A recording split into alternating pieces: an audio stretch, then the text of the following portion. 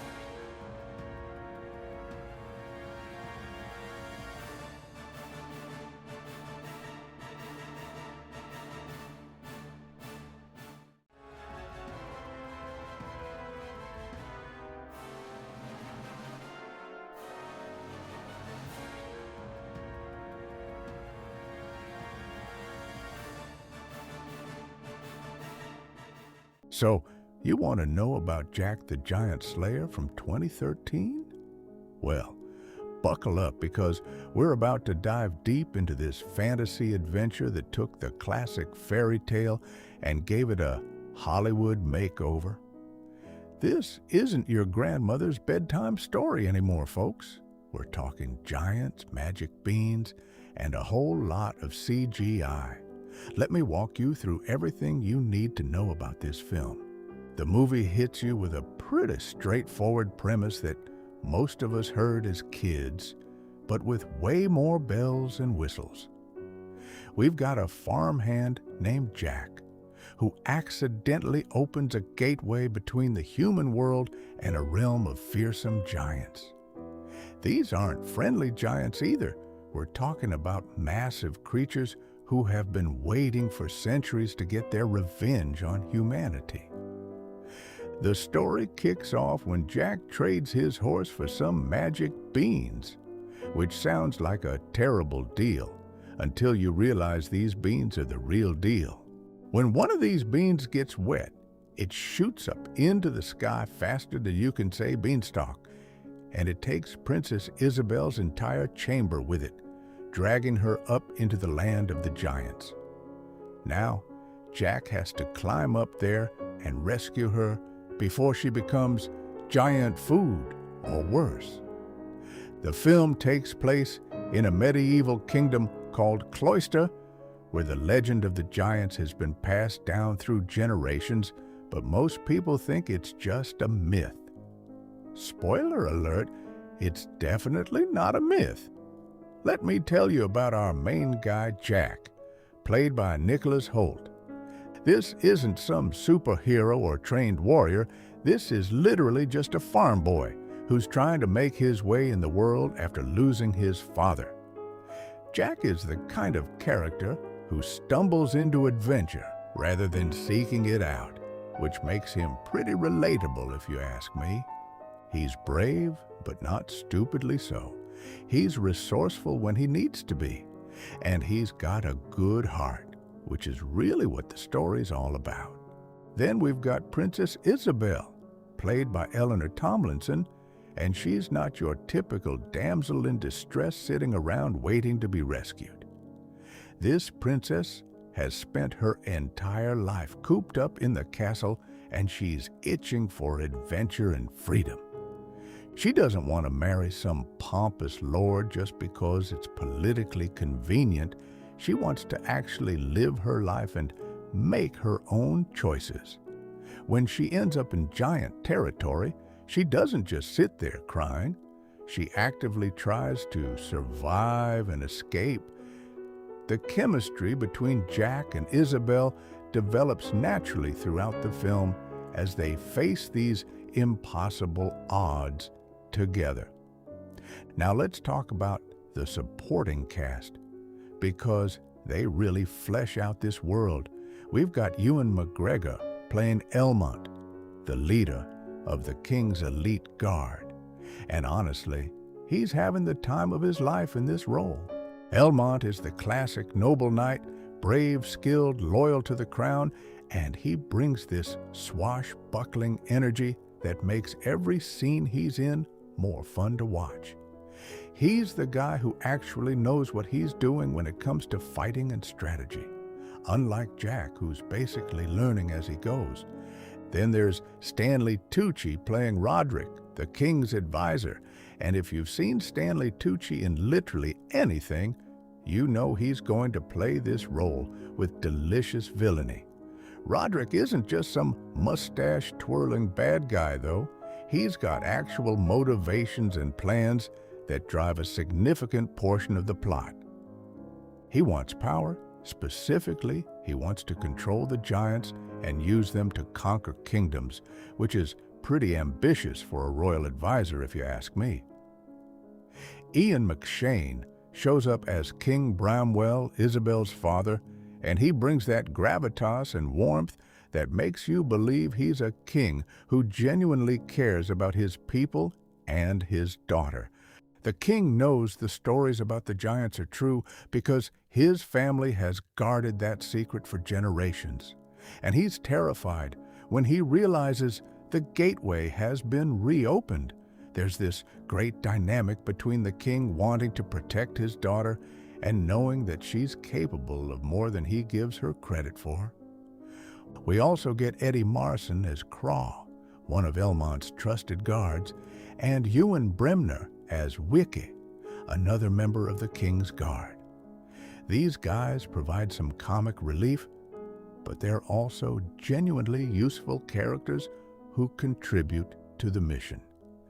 The ensemble cast works really well together, creating this sense of camaraderie among the rescue party that makes you care about whether they make it back alive. The giants themselves are characters too, not just mindless monsters. The main giant we interact with is General Fallon, voiced by Bill Nye. And this guy is a two-headed giant who leads the giant army. One head is more intelligent and calculating, while the other is more brutal and impulsive, which creates this interesting internal dynamic. Fallon has been waiting for centuries to lead his people back down to the human world and take it over. And he's not particularly happy about humans showing up in his territory.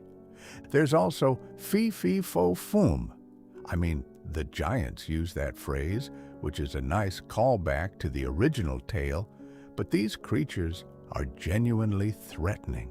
They're massive, they're strong, and they have this whole society and hierarchy up in the clouds. The motion capture and voice work that went into creating these giants is pretty impressive, making them feel like real characters rather than just CGI obstacles. So how do all these characters interact, and what makes their dynamics interesting? Well, you've got Jack, who starts off as this nobody farmhand, and through circumstances beyond his control, he ends up on this dangerous mission alongside trained knights and warriors. He's constantly having to prove himself, not just to Elmont and the others, but to himself. There's this great moment where Elmont acknowledges Jack's bravery and resourcefulness, giving him validation that means something, because Elmont isn't the type to give false praise. The relationship between Jack and Isabel grows from mutual respect. They're both people who want more from life than what they've been given, and they recognize that in each other. It's not insta-love or anything cheesy like that. It's two people surviving together and discovering they work well as a team.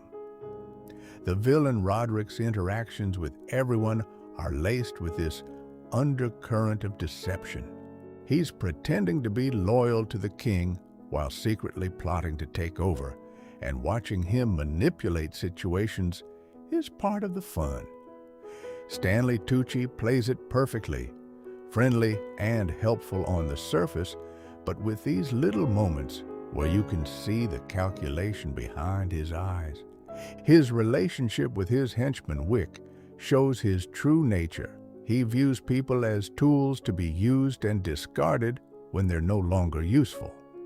When his plans start coming together, you can see how much he's enjoying finally getting to show his hand after years of playing the loyal servant. The confrontation between Roderick and the other characters when his betrayal is revealed is satisfying because it's been building throughout the film. Let's shift gears and talk about who actually brought this movie to life behind the camera. The director is Bryan Singer, who you probably know from the X-Men films, The Usual Suspects, and a bunch of other big projects. Singer has experience with both spectacle and storytelling, which is crucial for a film like this that needs to balance big action sequences with character development. He brings this sense of scale to the giant sequences that makes them feel genuinely epic, while also knowing when to pull back and let the quieter character moments breathe. His visual style for this film is very classical Hollywood adventure. Think along the lines of those old swashbuckler films, but with modern technology. He uses a lot of wide shots to show off the massive sets and the height of the beanstalk, really emphasizing how small the humans are compared to the world they've stumbled into. The screenplay was written by Darren Lemke, Christopher McQuarrie, and Dan Studney, which is an interesting mix of writers. Christopher McQuarrie especially brings his experience from writing The Usual Suspects and later working on the Mission Impossible films, so he knows how to craft tension and plot twists.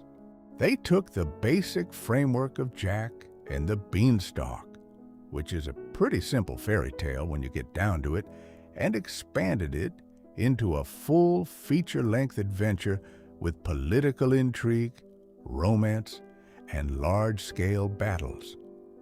The script adds in the whole element of the magic crown that can control the giants, which isn't in the original story, but gives the plot more stakes and complexity.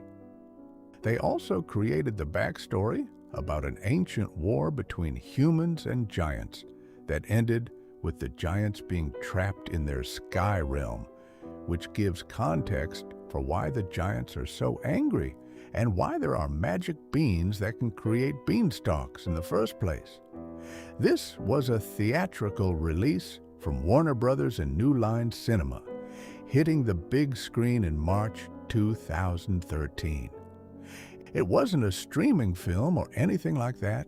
This was designed to be experienced in theaters where you could really appreciate the scale of everything.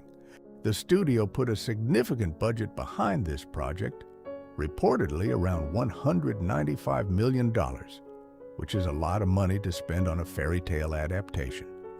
They were clearly banking on it becoming a big franchise starter, but we'll get into how that worked out later. The film was released in both standard formats and 3D, because this was during that period where every big movie was trying to capitalize on the 3D trend that Avatar started.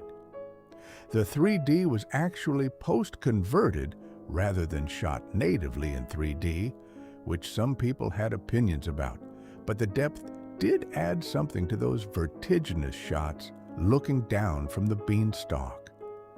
The inspiration for this film comes from multiple sources beyond just the classic Jack and the Beanstalk tale. The filmmakers drew from various versions of giant folklore, including Jack the Giant Killer, which is a different but related story from Cornish and Welsh mythology. They wanted to create this lived-in fantasy world that felt like it had real history and weight to it, not just a cartoon version of medieval times. The production design team researched actual medieval architecture, weapons, and clothing to ground the human world in something that felt authentic, even though we're dealing with magic beans and giants. Then for the giant realm, they went in a completely different direction, creating this craggy, volcanic landscape that looks ancient and hostile. The giant's fortress is carved into the mountainside, and everything up there feels like it was designed by creatures who are massive and don't care about aesthetics, just function and intimidation. The producers on this project included Bryan Singer himself, along with Patrick McCormick, Dennis L. Stewart, and several others who helped get this massive undertaking off the ground. Getting a film like this made requires convincing a studio to invest nearly $200 million in a property that isn't based on an existing franchise with a built-in audience. And that's no small feat. The producers had to balance the creative vision with the practical realities of budget and scheduling, especially given how effects-heavy the film is. Pretty much every scene involving giants required extensive CGI work, and the beanstalk itself was a massive technical challenge. The production team had to figure out how to shoot scenes where actors are interacting with giants that don't exist, which meant a lot of green screen work, motion capture reference, and careful planning of every shot. The journey to get this film made started years before it actually went into production.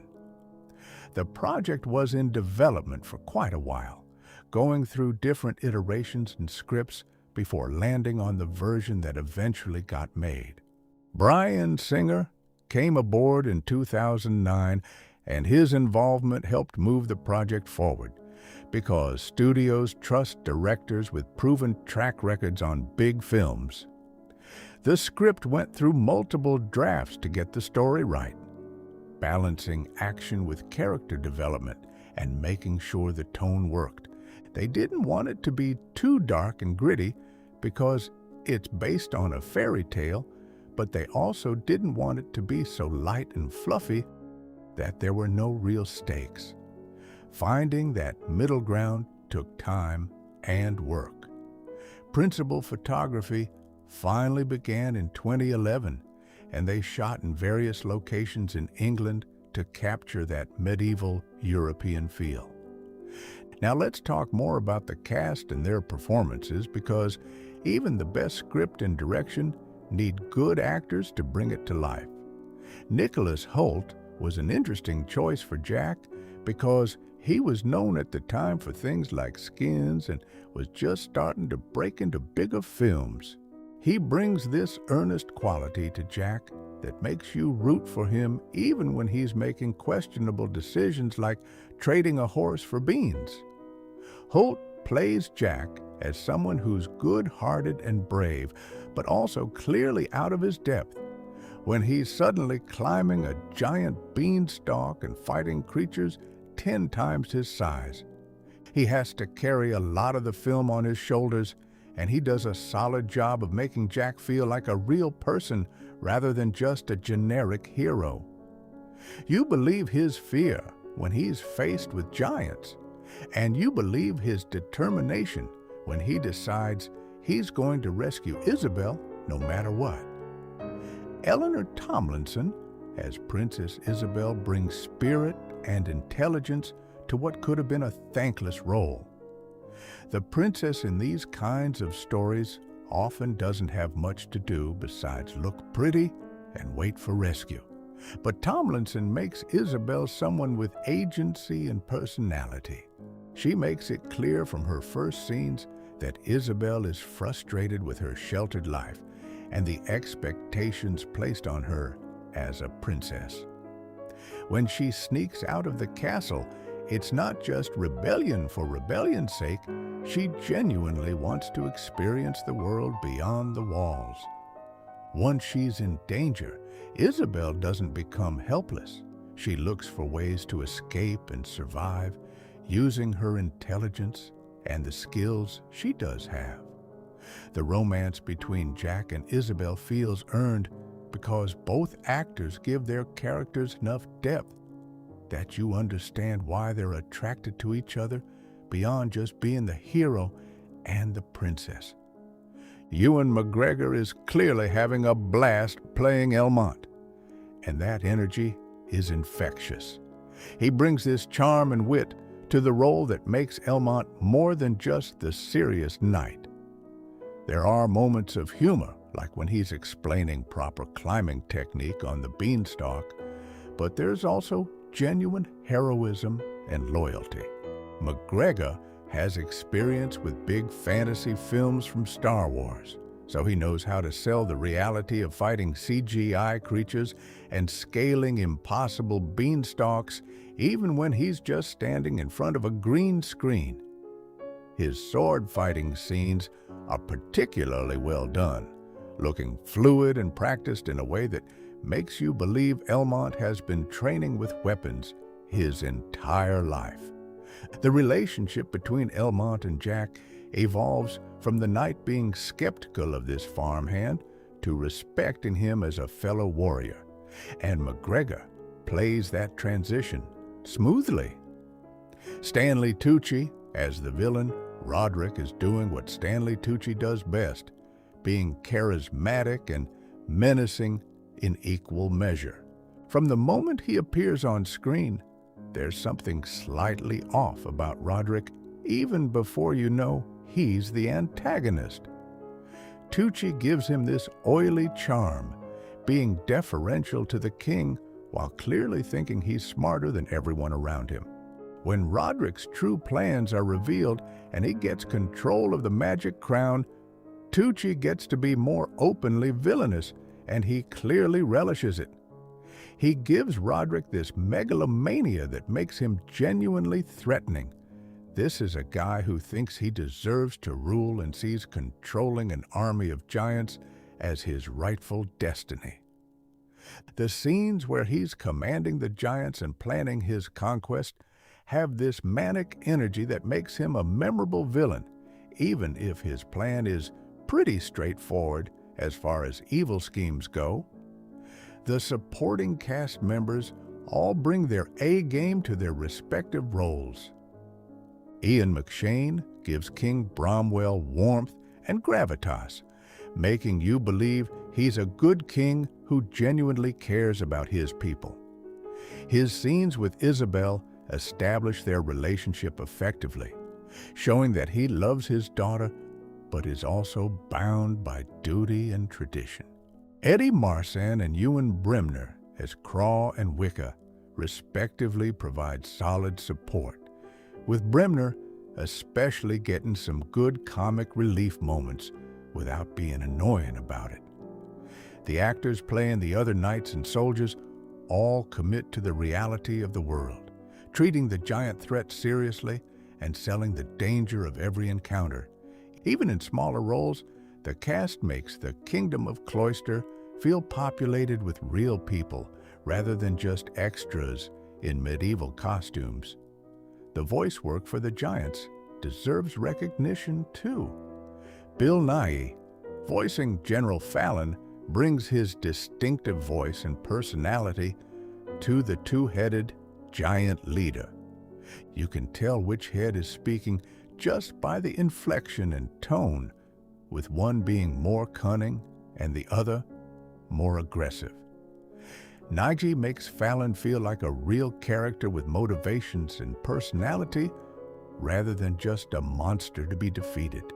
The other giants have less dialogue, but their voices and the way they're performed makes them feel like individuals. There's a scene where the giants are arguing about what to do with the humans, and you can hear different opinions and personalities coming through, which adds depth to the giant society. The motion capture performers who provided the physical performances for the giants also contributed to making them feel real and weighty, with movements that reflect their massive size. The chemistry among the ensemble cast is one of the film's strengths. The rescue party that climbs the beanstalk feels like a group of people who are working together, even when they don't all trust each other. Jack and Elmont develop a mentor-student dynamic that feels natural, with Elmont teaching Jack things about combat and survival while also learning to respect Jack's instincts and bravery. The banter between the knights feels lived in, like these are guys who've been working together for years. When Roderick's betrayal happens, the reactions from the other characters feel genuine because the actors have built those relationships throughout the film. Even small moments, like the guards joking around before things go bad, help create the sense that this is a real kingdom with real people rather than just a backdrop for the adventure. The character arcs throughout the film show growth and change, which keeps things interesting. Jack starts as a dreamer who's never really done anything significant with his life, and through the course of the story, he becomes a hero who proves himself through action.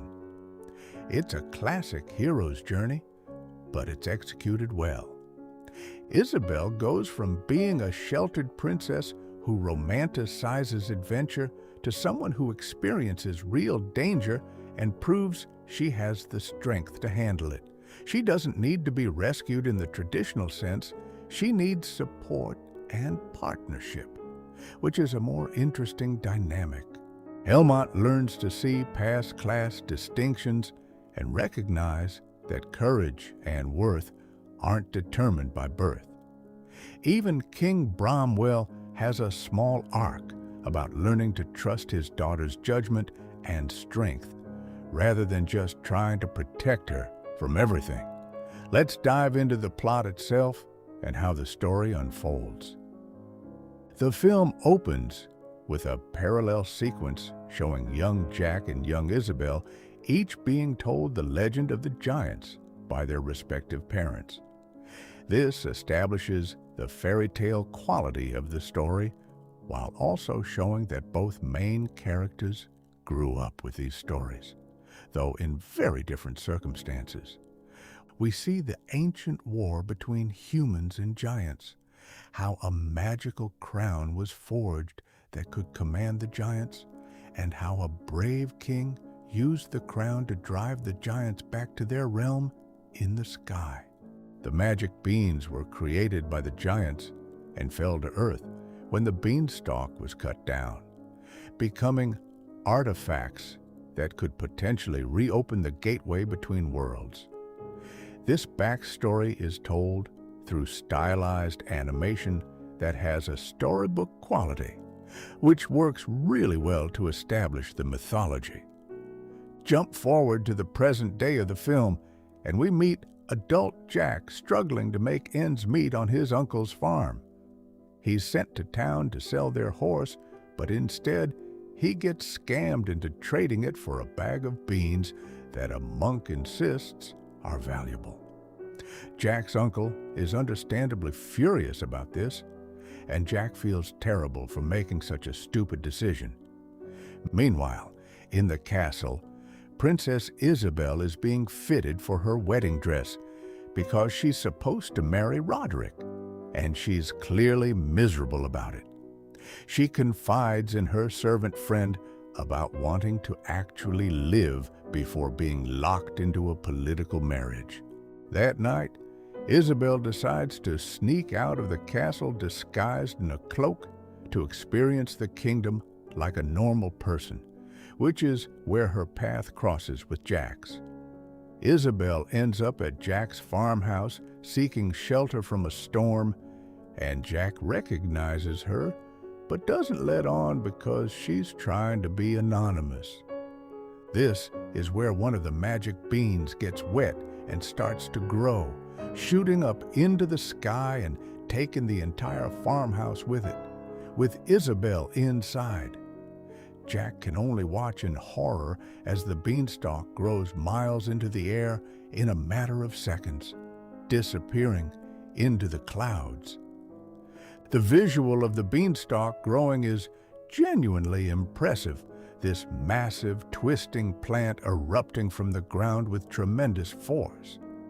When the king's guards arrive looking for Isabel and find out what happened, Jack volunteers to join the rescue mission because he feels responsible. Elmont is skeptical about bringing a farmhand along, but the king insists that anyone willing to risk their life for his daughter is welcome. The climbing sequence on the beanstalk is a great action set piece that also serves as character development. The beanstalk is portrayed as dangerous, slippery, and unstable, with pieces breaking off and long drops to certain death below. Jack has to overcome his fear of heights and physical exhaustion to keep climbing. Elmont gives him tips and encouragement, which starts to build their relationship. Roderick is along on the mission with his henchman Wick, and we start to see hints that he's got ulterior motives, though it's not fully revealed yet. The climb takes hours or maybe even days, showing the sheer scale of how high they have to go to reach the giant realm. When they finally break through the clouds and see the floating landmass above, it's this moment of awe before the reality of where they are sets in. Once they reach the top, the rescue party finds themselves in this hostile, alien landscape. Everything is huge, from the rocks to the plants, scaled for creatures much larger than humans. They have to sneak around trying to find Isabel while avoiding the giants that inhabit this realm. The giants are shown to be not very bright as a whole, but dangerous because of their size and strength. There's genuine tension in the scenes where the humans are hiding from giants, knowing that they could be crushed without the giant even noticing. Eventually, they locate Isabel in the giant's fortress, being held prisoner, but still defiant. The rescue attempt goes wrong, and instead of getting away clean, they end up captured by General Fallon. This is where we learn more about the giants' perspective. They're not randomly evil, they're bitter and angry about being exiled to this barren realm and forced to stay there while humans live in the fertile lands below. Fallon sees the arrival of humans as both an insult and an opportunity. He wants revenge for the ancient war, and he wants to lead his people back to the world below to reclaim what he sees as rightfully theirs. The giants are holding onto the ancient grudge, passing it down through generations just like the humans pass down the stories. It creates this cycle of fear and hatred on both sides. Fallon decides to use the captured humans as scouts to find the way down, not realizing that Roderick has his own plans. Roderick reveals his betrayal during the captivity, showing that he has one of the magic crowns that can control giants. Turns out there were 2 crowns made, and Roderick has been searching for the second one for years. He puts on the crown and takes command of the giants, ordering them to prepare for an invasion of the human world. His plan is to use the giant army to conquer Cloister and other kingdoms, ruling as a king with unstoppable forces at his command. It's a pretty solid evil plan as far as these things go.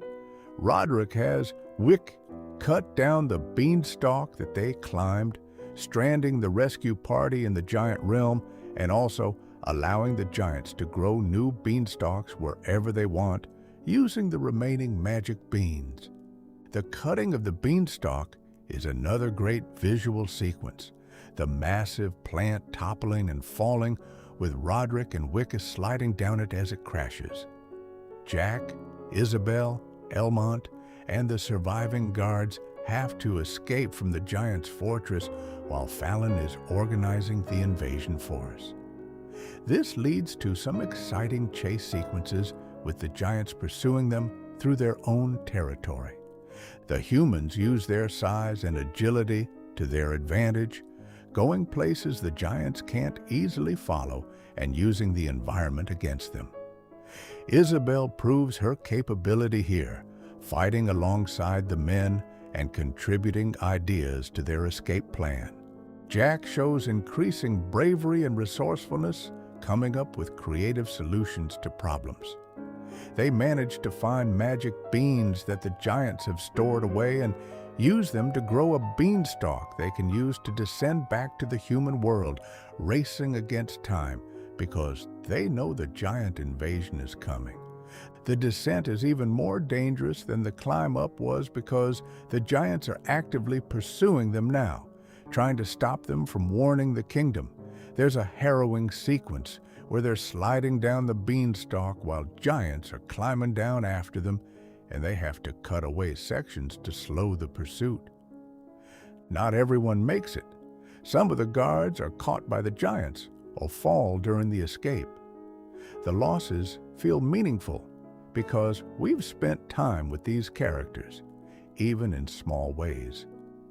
When they finally reach the ground and the kingdom, Jack and company immediately warn the king that a giant invasion is coming.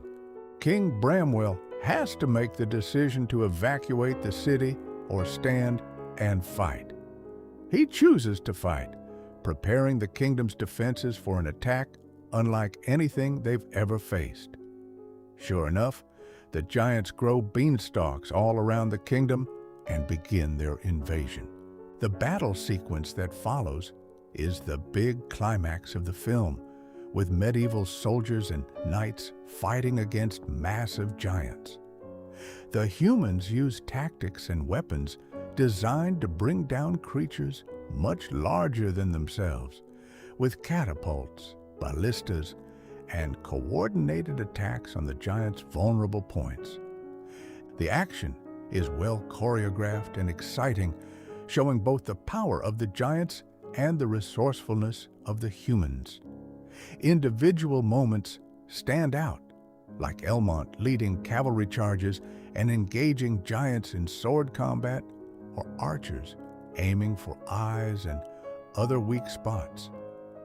The scale of the battle is impressive, with hundreds of soldiers facing down dozens of giants in and around the castle.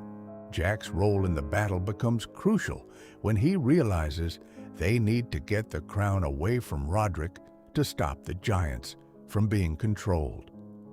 If they can take the crown, the giants might retreat, or at least stop fighting in organized formation. Jack pursues Roderick while the battle rages around them, leading to a confrontation between the farmhand-turned-hero and the would-be conqueror. Roderick still has giant guards protecting him on his orders, making it difficult to get close.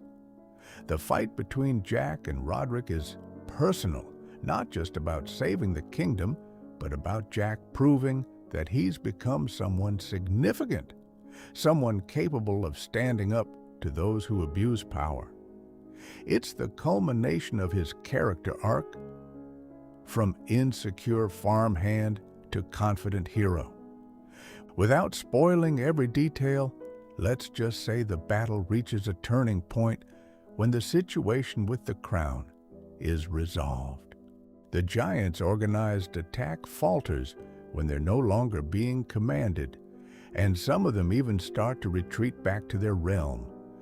There's still the issue of General Fallon, who's the most powerful of the giants and is attacking the castle directly. The confrontation with Fallon is appropriately epic, with multiple characters having to work together to bring down the two-headed giant leader. It takes the combined efforts of Jack, Isabel, Elmont, and the king's forces to defeat Fallon in a sequence that uses both action and clever strategy. The filmmakers did a good job making sure the victory feels earned rather than cheap or easy. The aftermath of the battle shows the cost of the invasion, but also the triumph. The kingdom has been damaged and lives have been lost, but they've survived and defeated the giant threat. The remaining giants retreat back to their realm, and steps are taken to make sure the gateway between worlds can't be opened again. The magic beans are dealt with in a way that's fitting for the fairy tale nature of the story, creating a nice bookend to how the adventure began. Jack has proven himself as a hero, earning the respect of the kingdom and the king. His relationship with Isabel has developed throughout their shared ordeal, and the class barrier between them becomes less important than what they mean to each other and what they've accomplished together. The ending wraps things up in a satisfying way that honors the fairy tale roots while giving the story its own identity. There's a time jump that shows the consequences of the adventure playing out over years, which is a nice touch. The film ends with a clever connection to the present day that I won't spoil completely, but it involves the crown and serves as a fun coda to the whole story. It's the kind of ending that makes you smile and feel like the journey was worthwhile. Everything is resolved, the characters have completed their arcs, and the world is safe from giants. For a big fantasy adventure based on a fairy tale, it hits all the right notes in terms of structure and emotional payoff. Now let's get into the technical aspects of the filmmaking, because this is where a lot of the budget went, and it's what makes the fantasy elements believable. The visual effects are obviously crucial to a movie about giants and magic beanstalks, and they're generally impressive. The giants themselves are fully CGI creations, rendered in detail with skin textures, clothing, and individual facial features. They move with appropriate weight and momentum, avoiding the floaty quality that sometimes plagues CGI characters. When a giant takes a step, you feel the impact through the camera shake and the reactions of the human characters. The motion capture performances help give the giants realistic body language and expressions, making them feel like characters rather than just special effects. The beanstalk is a character in its own right, this massive organic structure that twists and turns up into the clouds. The texture work on it is detailed, showing bark, leaves, and the way it's constructed from multiple vines wound together. The scenes of the beanstalk growing are kinetic and exciting, with debris flying and the ground breaking apart as this impossible plant erupts upward. When characters are climbing it, the camera angles emphasize the height and the danger, looking down to show the dizzying drop to the ground far below. The environments at the top, the giant realm with its rocky terrain and fortress, are rendered with appropriate scale and detail. Everything up there looks ancient and weathered, like it's been there for thousands of years. The production design by Gavin Bouquet deserves praise for creating a believable medieval world. The Kingdom of Cloister looks like a real place with its castle, town, and surrounding farmland. The costume design by Joanna Johnston differentiates between classes, with the royalty and nobles in rich fabrics and the common people in simpler clothing. The armor and weapons look practical and well used rather than shiny and new, which adds authenticity. The giant's fortress has this brutalist quality, all stone and metal without decoration, built for function by creatures who don't care about aesthetics. The contrast between the human world and the giant world is stark, which helps emphasize how alien and dangerous the giant realm is. Cinematographer Newton Thomas Sigel, who has worked with Bryan Singer on multiple projects, brings a classical adventure film aesthetic to the visuals. The camera work is generally smooth and composed, not relying on shaky cam or rapid cuts that can make action incomprehensible.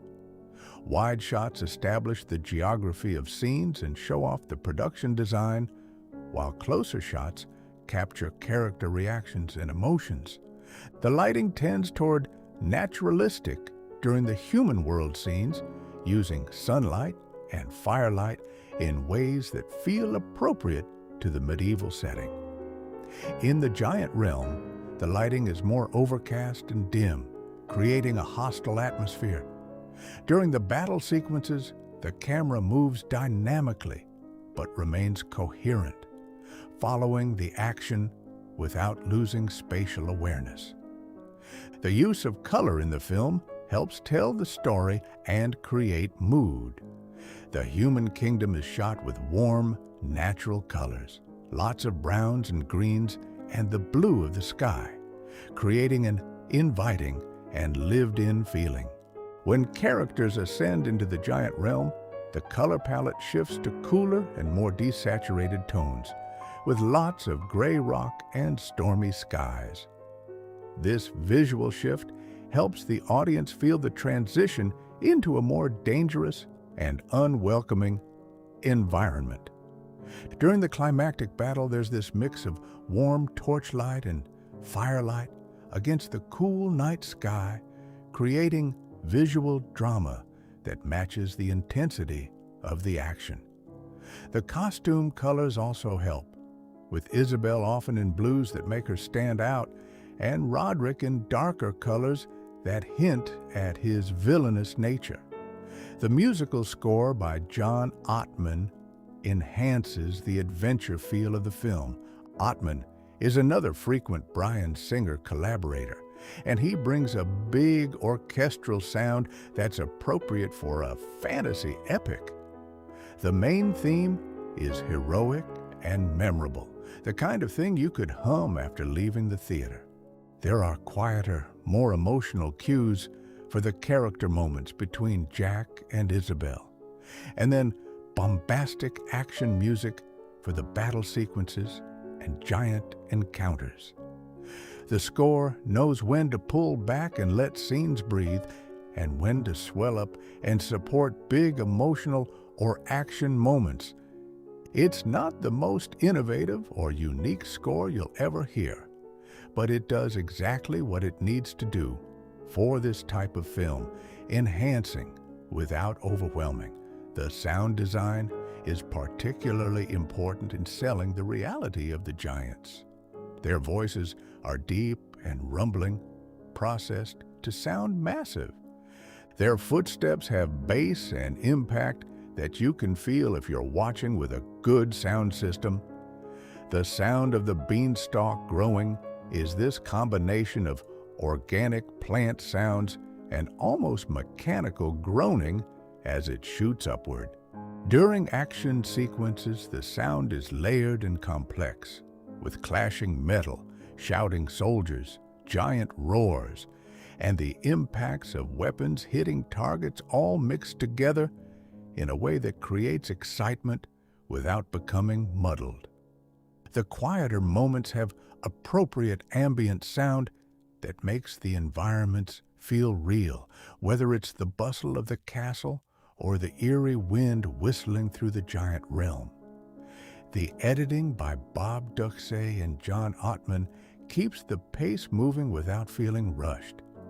The film is a bit over an hour and 40 minutes, which is actually pretty reasonable for a modern blockbuster.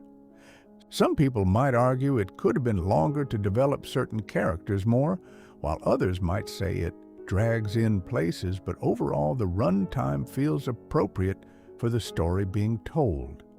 The editing during action sequences is clear and easy to follow, avoiding the trap of cutting so rapidly that you can't tell what's happening. There's rhythm to how scenes are assembled, building tension and then releasing it, moving between different groups of characters smoothly. The parallel editing during the climax, cutting between different parts of the battle, maintains momentum and shows how various storylines are converging. Bryan Singer's direction ties all these technical elements together into a cohesive whole. He manages the tone well, keeping things light enough to be fun but serious enough that there are real stakes. The film never becomes too dark or grim despite the danger, maintaining that adventure story feel throughout. Singer stages action creatively, using the vertical space of the beanstalk and the size difference between humans and giants to create unique set pieces. He also doesn't neglect character moments in favor of spectacle, making sure we understand who these people are and why we should care about them. His experience with ensemble casts from the X-Men films serves him well here, juggling multiple characters and making sure everyone gets their moment. The 3D presentation of the film was a mixed bag depending on who you ask. Since it was post-converted rather than shot in native 3D, purists had complaints about the quality. However, the conversion was done with care, and the 3D does add depth to scenes, particularly the vertiginous shots looking down from the beanstalk or up at the giants towering over humans. Some of the action sequences benefit from the added dimensionality. That said, the film works perfectly fine in 2D as well. It wasn't one of those movies designed specifically around 3D gimmicks. The choice to offer it in 3D was clearly a financial decision based on the market at the time, and while it doesn't hurt the film, it's not essential to the experience. One interesting technical challenge was integrating the CGI giants with the live-action human actors in a way that felt natural. This required careful planning of every shot involving interaction between the two scales. For scenes where giants are picking up humans or humans are climbing on giants, there was extensive use of green screen, motion control cameras, and practical rigs that actors could interact with. The lighting on the CGI elements had to match the lighting on set to maintain consistency. In some shots, there are practical giant props like hands or feet that actors could actually touch, which helps sell the reality. The visual effects team did a solid job of making these interactions feel physical and believable most of the time, though there are occasional moments where the compositing isn't quite perfect and you can tell the elements are separate. The creature design for the giants went through numerous iterations before landing on the final look. The designers wanted them to be ugly and somewhat grotesque without being so monster-like that they didn't read as intelligent beings. The giants have exaggerated features, large noses and ears, crooked teeth, scarred and weathered skin. They wear crude clothing and armor made from materials available in their realm. Each giant has individual characteristics, so they don't all look identical, which helps when there are multiple giants in a scene. General Fallon's two heads have slightly different features and expressions, making it clear which head is which. The design is grounded enough to feel like these could be living creatures while still being fantastical and somewhat scary, especially from a child's perspective. So now that we've covered what the film is and how it was made, let's talk about how it was received and whether it succeeded in what it set out to do. The box office performance was somewhat disappointing given the massive budget. Jack the Giant Slayer opened to about $28 million domestically in its opening weekend, which is okay, but not great for a film that cost nearly $200 million to make. It went on to earn about $65 million domestically and $197 million worldwide total. That sounds like a lot until you factor in that studios typically need a film to make about 2 to 3 times its production budget to break, even when you include marketing costs and theater shares. By that math, Jack the Giant Slayer probably lost money, or at best broke even for the studio. There are various reasons the film underperformed financially. It was released in early March, which isn't typically a prime blockbuster season. It faced competition from other films and didn't generate the kind of word of mouth that turns a modest opening into long legs at the box office. The marketing may not have effectively communicated what the film was or why audiences should care about another fairy tale adaptation. There's also the possibility that audiences were experiencing some fatigue with this particular style of fantasy adventure, or that the film just didn't capture the public imagination the way the studio hoped. Whatever the reasons, Jack the Giant Slayer didn't become the franchise starter that Warner Brothers was probably hoping for, and there were never any sequels produced. Critically, the film received mixed to positive reviews, though it wasn't universally praised by any means. On Rotten Tomatoes, it sits at around 52% with critics and about 55% with audiences, which puts it firmly in the middle of the road. Critics who liked it praised the visual effects, the performances, particularly from the supporting cast, and the fun adventure spirit of the film. Those who were less impressed cited a predictable story, underdeveloped characters, and a feeling that it didn't do anything particularly new or interesting with the familiar tale. The consensus seemed to be that it was a competent, entertaining film that didn't really transcend its source material or genre conventions. Roger Ebert gave it 2.5 stars out of 4, noting that it was well crafted but somewhat emotionally hollow. Other critics echoed that sentiment, appreciating the technical prowess while wishing there was more depth to the characters and story. Some reviews pointed out that the film seemed unsure whether it was aimed at children or adults, with some tonal inconsistencies. The violence is mostly bloodless and not graphic, but there are scary moments and themes that might be intense for younger viewers. At the same time, the story is fairly simple and straightforward in a way that might not fully engage adult viewers looking for complexity. This middle ground positioning may have contributed to it not fully satisfying any particular audience demographic. The performances generally received praise even in mixed reviews.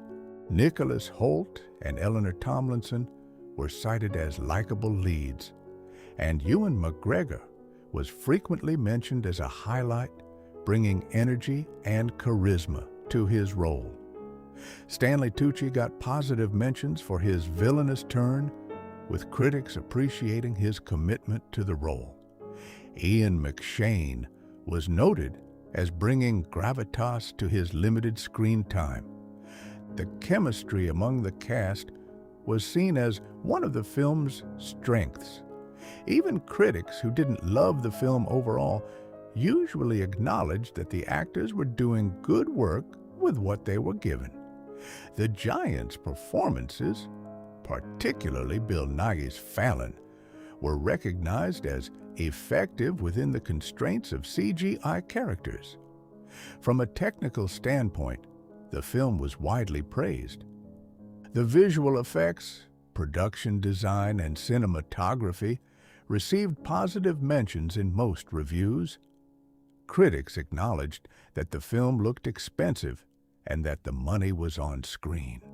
The Beanstalk and the Giants were singled out as impressive visual achievements. The action sequences were generally well received for being coherent and exciting. Some critics felt the climactic battle went on a bit long, but most appreciated the scale and creativity of the action. The score and sound design received less attention in reviews, which probably means they did their job without being distracting or particularly noteworthy in either direction. One recurring criticism was that the script didn't quite nail the tone or develop the characters sufficiently. Jack's journey from farmhand to hero felt too easy for some critics, without enough struggle or failure along the way.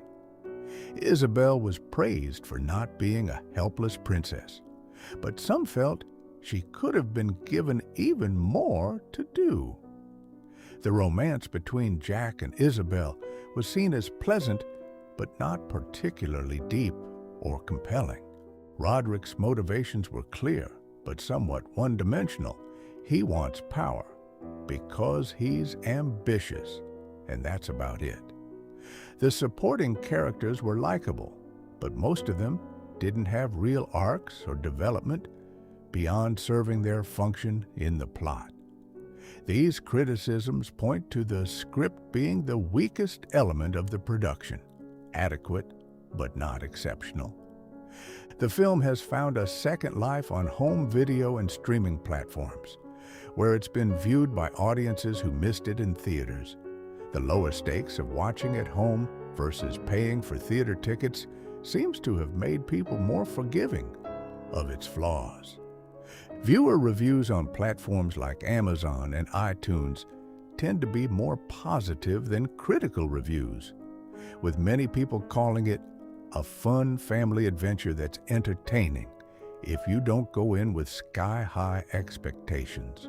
Parents have noted that it's a decent option for watching with older kids who are past Disney princess movies, but not quite ready for intense action films. The consensus among home viewers seems to be that it's worth watching if you like fantasy adventures, but it's not a must-see classic. Looking at Jack the Giant Slayer nearly a decade after its release, it's interesting to consider how it fits into the broader landscape of fairy tale adaptations and fantasy films from that era.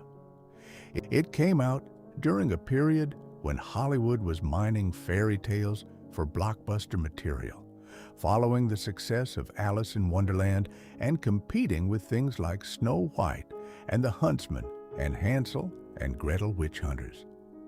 Some of these experiments worked better than others, and Jack the Giant Slayer falls somewhere in the middle of the pack. It's more coherent and better crafted than some of the failures in this subgenre, but it doesn't have the magic or innovation of the best ones.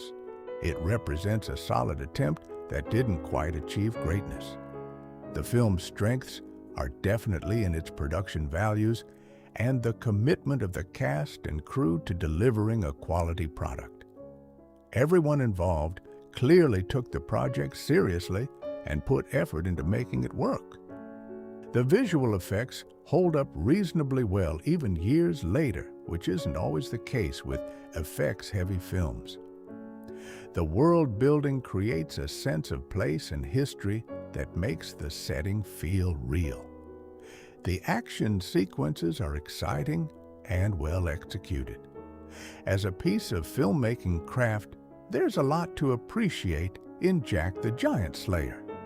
It demonstrates competence and professionalism across all departments, resulting in a polished final product, even if it's not particularly inspired.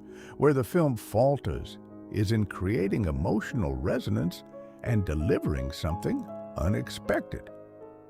The story hits all the expected beats without throwing in surprises or subverting expectations in interesting ways. You pretty much know where it's going from the setup, and while the execution is fine, there aren't moments that take your breath away or stick with you after the credits roll. The characters are likable, but not particularly deep or complex, serving their archetypal roles without transcending them. For a film based on a fairy tale, this might be seen as appropriate. Fairy tales are often simple and archetypal by nature, but for a big-budget blockbuster competing in a crowded marketplace, it needed something more to stand out. If you're trying to decide whether to watch Jack the Giant Slayer, here's what you should consider. If you enjoy fantasy adventure films with solid production values and don't mind a straightforward story, you'll probably have a good time with it. It's a well-made film that delivers what it promises without pretending to be something it's not. The action is fun, the effects are impressive, and the cast is engaging. On the other hand, if you're looking for deep character development, surprising plot twists, or something that really pushes the boundaries of the genre, you might find it a bit bland. It's comfort food cinema, satisfying in the moment, but not particularly memorable or nourishing. For families, it's worth noting that the film has a PG-13 rating for some scary violence and frightening images. The giants can be genuinely intimidating, especially for younger children, and there are scenes of people in peril that might be intense. There's no blood or gore, and the scariest stuff is more about the size and threat of the giants rather than graphic content. Kids who are comfortable with action and fantasy should be fine, but very young or sensitive viewers might find parts of it too much. It's probably best suited for kids about 10 and up, though parents know their own children's tolerance is best. As a family viewing experience, it can spark conversations about bravery, doing the right thing, and not judging people by their social status. From a filmmaking education perspective, Jack the Giant Slayer is an interesting case study in how Hollywood adapts familiar material and the challenges of big-budget genre filmmaking. It shows how important script and character development are, even when you have impressive visuals and good actors. It demonstrates the technical complexity of integrating CGI with live action and creating believable fantasy worlds. It's also an example of how marketing, release timing, and audience expectations can impact a film's commercial success regardless of quality. Students of film could do worse than studying this movie to understand both what it does well and where it falls short. The legacy of Jack the Giant Slayer is probably as a decent but not exceptional entry in the fantasy adventure genre.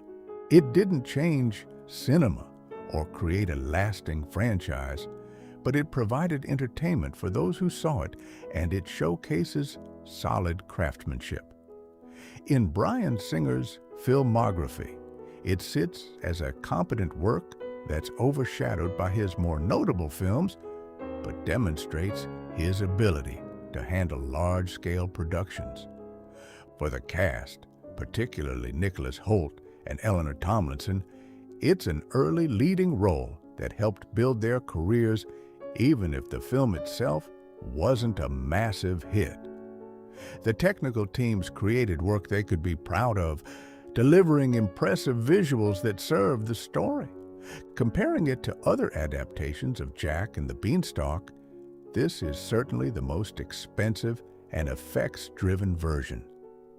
There have been animated versions, more faithful, smaller-scale adaptations, and various retellings over the years. What Bryan Singer's version brings is scope and spectacle, taking a simple story about a boy, some beans, and a giant, and expanding it into an epic adventure with battles and romance and political intrigue. Whether that expansion improves on the original tale or dilutes, its simplicity is a matter of personal preference. Some will appreciate the added complexity and world building, while others might prefer the elegant simplicity of the traditional story. Both approaches have merit. If we consider what a sequel might have looked like had the film been successful enough to warrant one, there are possibilities within the world that was established. The ending leaves room for further adventures, and the mythology of the crown and the giants could have been explored more. Perhaps a story about other kingdoms facing giant threats, or the discovery of more magic beans, or even a prequel about the original war between humans and giants. The cast would likely have returned, continuing Jack and Isabel's story as they presumably ruled together. Elmont and other surviving characters could have taken on larger roles. Of course, this is all speculation since we never got those sequels, but it's interesting to think about what might have been if the box office had been stronger. The film also represents a particular moment in Hollywood's approach to 3D and event cinema. In the early 2010s, studios were still heavily investing in 3D presentations following Avatar's success, and Jack the Giant Slayer was part of that trend. The industry has since pulled back somewhat from 3D as audience enthusiasm waned and the premium ticket prices didn't always translate to better box office. Watching the film now, the 3D feels like a time capsule of that era's filmmaking trends. Similarly, the approach to fantasy world building and fairy tale adaptation reflects the trends of its time, influenced by what was working commercially and what studios thought audiences wanted. Let me talk about some specific scenes that really showcase what the film does well. The initial beanstalk growth sequence is genuinely thrilling, with great use of sound and visual effects to create this catastrophic event. The way the ground cracks and the plant erupts upward with incredible force, taking the farmhouse with it, is exciting and scary in equal measure. Jack's horror as he watches Isabel disappear into the clouds is palpable, and it effectively motivates everything that follows. This sequence sets the tone for the adventure and demonstrates the film's commitment to spectacle. Another standout is the first time we see the giant realm and realize the scale of where the characters have ended up. The wide shots of this floating land mass with its rocky terrain and massive fortress, create genuine awe. The scene where the rescue party is hiding from giants in the fortress has great tension. These are moments where the film leans into almost horror-like suspense, with tiny humans trying to avoid detection by creatures that could kill them without effort. The way the camera emphasizes the size difference, showing giant feet near hiding spots or huge hands reaching past characters, creates real anxiety. The actors sell their fear convincingly, making you worry for them even though logically you know the main characters will survive. These moments work because they're not just spectacle. They're using the visual elements to create emotional responses. Elmont's action scenes are consistently entertaining thanks to Ewan McGregor's charisma and physical commitment. The sequence where he's fighting giants during the final battle, using his speed and skill to target vulnerable areas, showcases the idea that size isn't everything. There's this great moment where he's using rope and tactics to trip up a giant, fighting smart, rather than trying to overpower something he can't match in strength. McGregor makes it look fun and exciting, bringing that swashbuckler energy that makes you want to cheer. His character gets some of the best hero moments in the film, which is smart, because he's the most experienced actor in this type of role. The confrontation between Roderick and the other characters when his betrayal is fully revealed gives Stanley Tucci room to choose scenery in the best way. He's been holding back his character's true nature for most of the film, and when he finally gets to be openly villainous, Tucci clearly enjoys it. The monologue where he explains his plan and his contempt for the king he served has that classic villain energy. Tucci makes Roderick feel genuinely threatening in this moment, not just because he controls the giants, but because he's smart and has been planning this for years. It's a performance moment that elevates what could have been a stock villain into something more memorable. The relationship building between Jack and Isabel is handled through small moments that accumulate over the film. Their initial meeting where she's pretending not to be a princess and he's treating her like a normal person establishes mutual respect. During the adventure, there are scenes where they're encouraging each other, sharing fears, and working together to solve problems. The romance isn't forced or rushed. It develops naturally through shared experience. Their dynamic is one of equals who complement each other. Jack brings bravery and resourcefulness, while Isabel brings determination and intelligence. By the end, when their relationship has progressed, it feels earned because we've seen them grow together. Neither character is complete without their individual journey, but they're better together. There's also something to be said for how the film handles the class difference between Jack and Isabel without making it the central conflict. Yes, he's a commoner and she's a princess, which traditionally would be an insurmountable barrier. But the film makes the point that circumstances and character matter more than birth. King Bramwell recognizes Jack's worth because of his actions, not his social status. The adventure serves as a leveling experience where titles don't mean anything when you're facing giants. This is a nice message, especially for younger viewers, that who you are is determined by your choices and character, not where you came from. It's handled with enough subtlety that it doesn't become preachy, just part of the story's fabric. The giants themselves are more than just obstacles, they're the wronged party in some ways. Their exile and the taking of their lands by humans in the ancient war gives them legitimate grievances. The film doesn't fully explore this moral complexity, choosing to keep them as antagonists, but there's enough there to add some depth. Fallon's anger is understandable even if his methods are wrong. In a different film, there might be a resolution where humans and giants find peace rather than just defeating the giants and sending them back.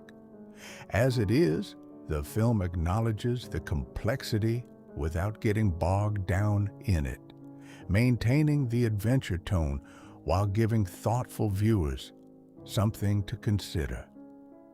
The final battle brings together all the elements the film has been building: characters, themes, and spectacle. It's satisfying in the way a good adventure climax should be, with heroes rising to the occasion, villains getting their comeuppance, and the day being saved through courage and teamwork.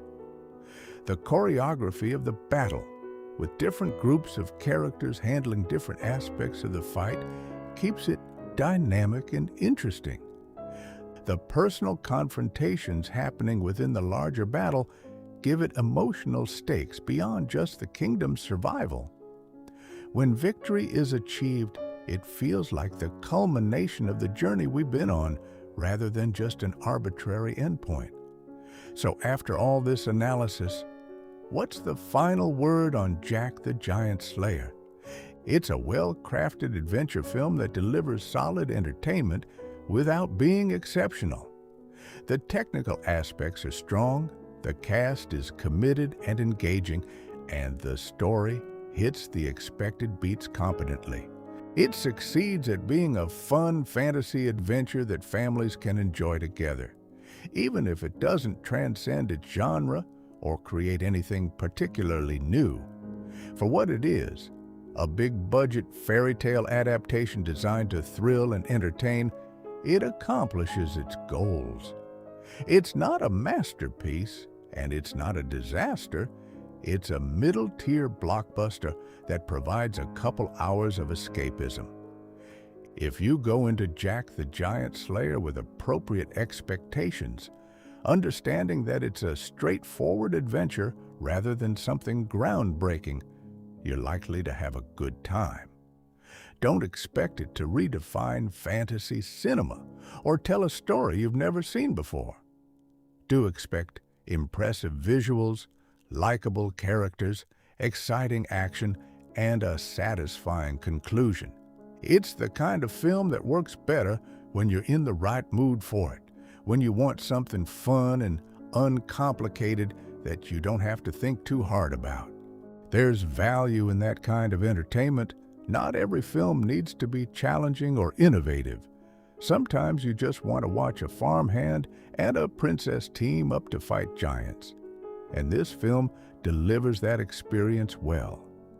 For fans of Bryan Singer's work, it's interesting to see him working in this genre with this tone. It's lighter than his usual fare, less focused on the darker themes and complex characters of his best work, but it shows his versatility as a director. He handles the scale and spectacle well while maintaining narrative clarity. For fans of the cast, particularly Nicholas Hoult and Eleanor Tomlinson, it's a showcase of their capabilities in leading roles, even if the material doesn't always challenge them. Ewan McGregor fans will enjoy seeing him in full adventure hero mode. Stanley Tucci fans get to watch him play villain with obvious enjoyment. The film offers something for various audience segments. In the broader context of 2013 releases, Jack the Giant Slayer was one of many big-budget spectacles vying for audience attention. It came out the same year as Iron Man 3, Man of Steel, The Hobbit, The Desolation of Smaug, and numerous other effects-driven blockbusters. In that competitive environment, it struggled to find its audience and distinguish itself. Compared to the superhero films that dominated the box office, It felt like a throwback to an earlier era of adventure filmmaking. Compared to other fantasy films, it was well made but not distinctive enough to stand out. The timing and market conditions may have been as much a factor in its commercial underperformance as any qualities of the film itself. Looking at the film's place in fairy tale adaptation history, it represents the big-budget, action-oriented approach that Hollywood often takes with familiar stories.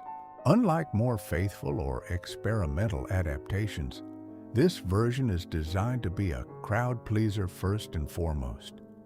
The changes made to the original tale, adding in the romance, the villain, the backstory, the battle, are all in service of creating a more complex and exciting narrative that can sustain a feature-length runtime.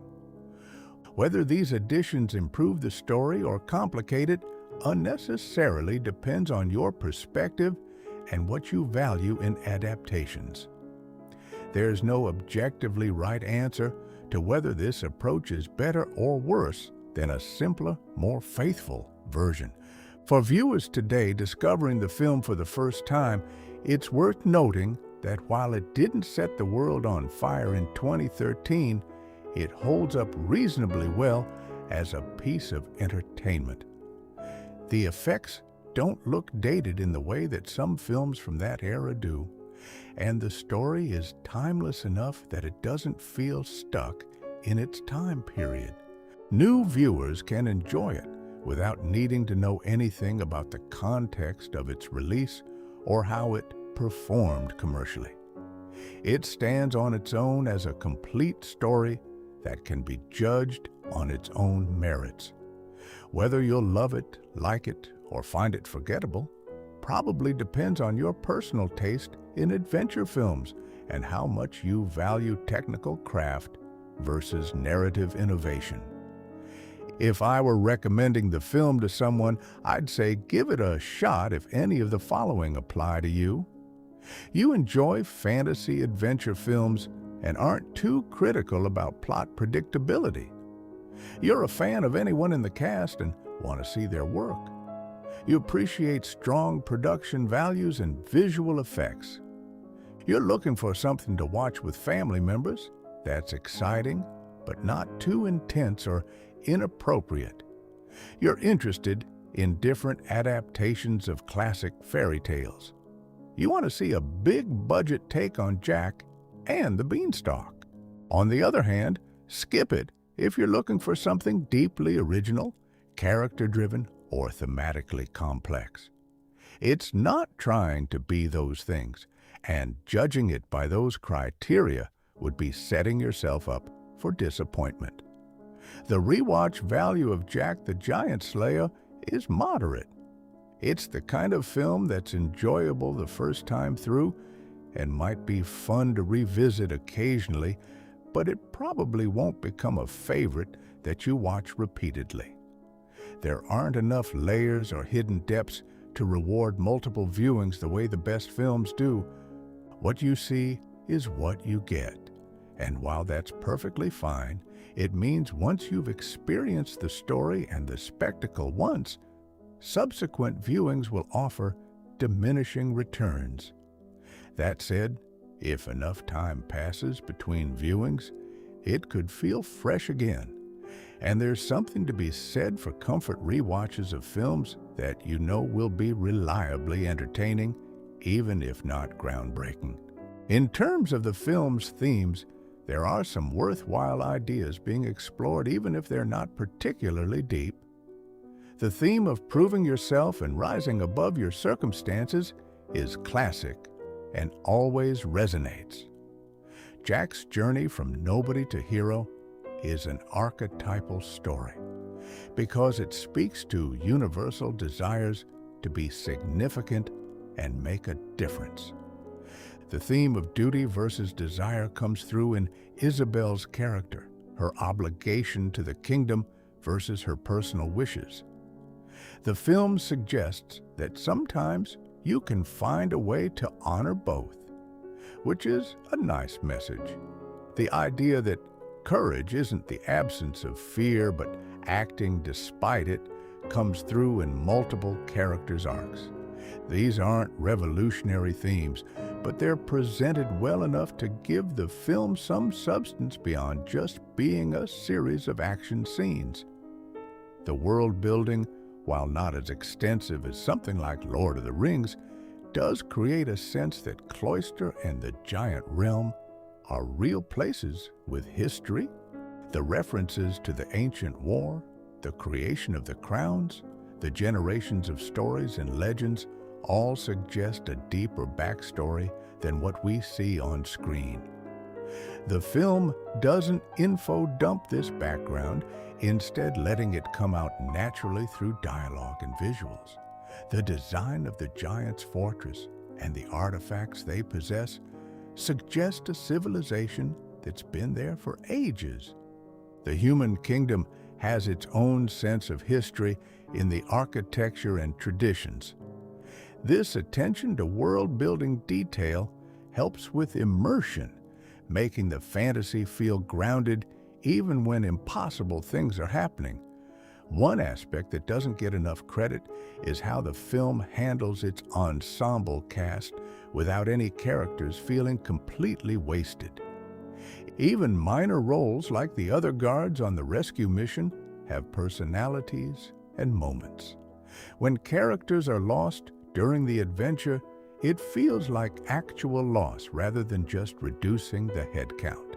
The film gives most characters at least one moment to shine or contribute something meaningful.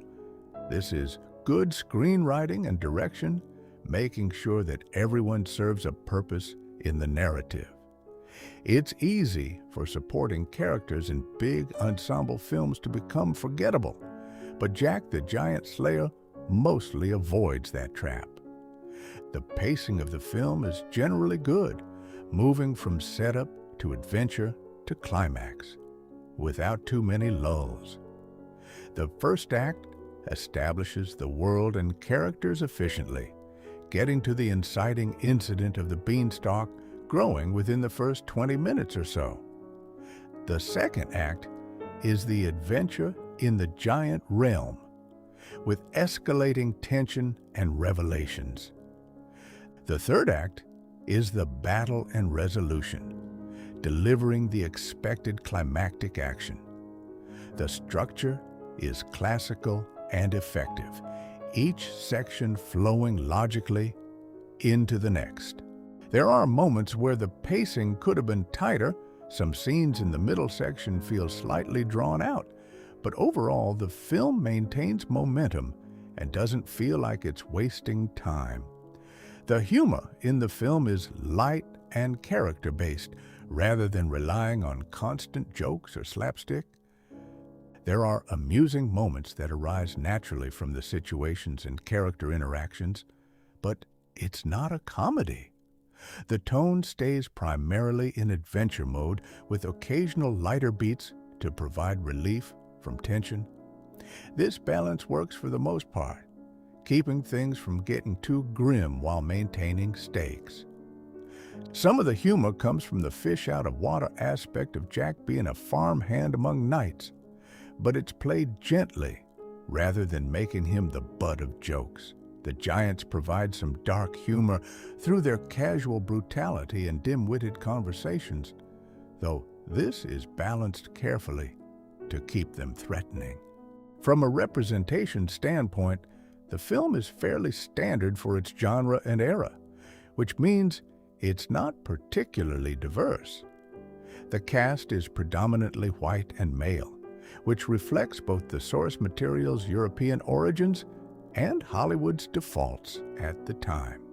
Isabel is a strong female character who defies some princess stereotypes, which is positive, but she's also the only significant female character in the film. There's an acknowledgement of class differences and the idea that worth isn't determined by birth, which has some progressive value. These observations aren't necessarily criticisms of this specific film, so much as noting where it fits in broader conversations about representation in blockbuster filmmaking. The film's approach to violence is worth mentioning, especially for parents considering it for younger viewers. The violence is action-oriented rather than graphic. There's no blood or gore shown even when characters are killed. The deaths happen off-screen or are implied rather than shown explicitly. The scariest elements are the size and appearance of the giants and the peril that characters are in, rather than actual graphic content. It's action violence in the tradition of adventure films meant to be exciting rather than disturbing. The PG-13 rating seems appropriate. It's probably too intense for very young children, but suitable for tweens and up who are comfortable with fantasy action. In conclusion, Jack the Giant Slayer is a competently made, entertaining fantasy adventure that delivers what it promises without exceeding expectations. It's a film that knows what it wants to be and executes that vision with technical skill and professional polish. The performances are good, the effects are impressive, the action is exciting, and the story is coherent and complete. It doesn't reinvent the wheel or create anything particularly memorable, but it provides solid entertainment value. For a lazy weekend viewing or a family movie night, you could do much worse. It's the kind of film that makes you appreciate good craftsmanship in blockbuster filmmaking, even when it doesn't quite achieve greatness. Whether Jack the Giant Slayer is worth your time ultimately depends on what you're looking for in your entertainment. If the premise appeals to you, if you enjoy the cast, if you appreciate well-executed fantasy adventure, then yes, it's worth a watch. You'll get a professionally made film that delivers on its promises and provides a couple hours of escapism. If you're looking for something groundbreaking, deeply emotional, or innovative, you'll probably be disappointed. But not every film needs to be those things. Sometimes a well-crafted adventure is exactly what you want, and Jack the Giant Slayer fills that niche capably.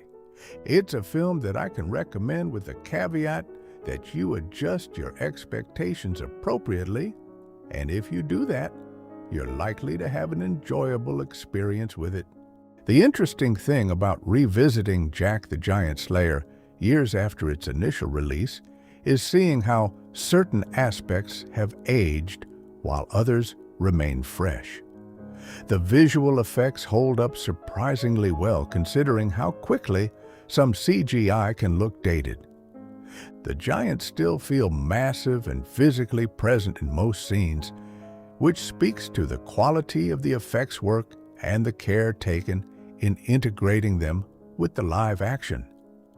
The texture work on their skin and clothing maintains detail even on modern high-definition displays. The beanstalk sequences remain visually striking with that sense of impossible scale that makes you feel the vertigo along with the characters. Some of the compositing shows its age in a few shots where the lighting doesn't quite match perfectly between elements, but these moments are rare enough that they don't significantly impact the viewing experience. What's also interesting is how the film's old-fashioned approach to storytelling has become somewhat refreshing in today's landscape of interconnected universes and endless franchises. Jack the Giant Slayer tells one complete story with a beginning, middle, and end. No sequel hooks beyond a playful coda, no post-credit scenes teasing future installments, just a self-contained adventure that resolves its conflicts and sends you on your way satisfied. There's something almost quaint about that now, when so many blockbusters are designed as chapters in larger narratives rather than standalone experiences. You can watch this film without having seen anything before it or needing to watch anything after it, and that simplicity has value in our current media environment, where keeping up with franchises can feel like homework. The film's production stories reveal some of the challenges faced during its creation. The shoot involved extensive location work in England, taking advantage of the beautiful countryside and historic architecture to create the Kingdom of Cloister. However, much of the work was done against green screens on sound stages, which is always a challenge for actors who have to imagine the environments and creatures they're interacting with. The cast has spoken in interviews about the difficulty of reacting to tennis balls on sticks representing giant heads, or pretending to be terrified of things that weren't there. This is where experienced actors like Ewan McGregor and Ian McShane particularly shine. They have the technical skills to make those interactions feel real, even when they're essentially performing to nothing. The post-production period was extensive, given the amount of visual effects work required. Every scene involving giants needed to be completed by the effects team, which meant months of rendering, compositing, and refinement. The timeline for this work is part of why effects-heavy films often have long gaps between when they finish shooting and when they're released. Jack the Giant Slayer wrapped principal photography in 2011, but didn't hit theaters until March 2013, and much of that gap was filled with post-production work. The delay also involved some reshoots and additional photography to refine certain scenes, which is common practice on big-budget films but can add to the costs and complexity of production. Marketing a film like this presents its own challenges. How do you sell a fairy tale adaptation to modern audiences who might think they've outgrown such stories?